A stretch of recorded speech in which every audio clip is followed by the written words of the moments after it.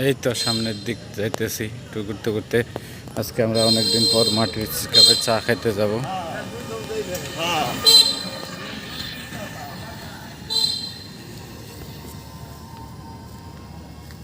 অনেকদিন ধরে মাটির কাপে চা খাই নাই।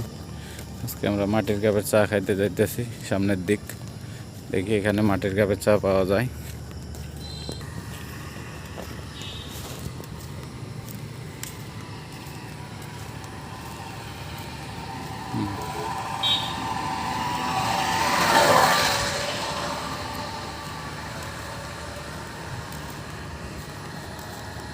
বাবুরে বাবুরে, বাগানের ভিতরে আবার হাঁসও দেখা যায়।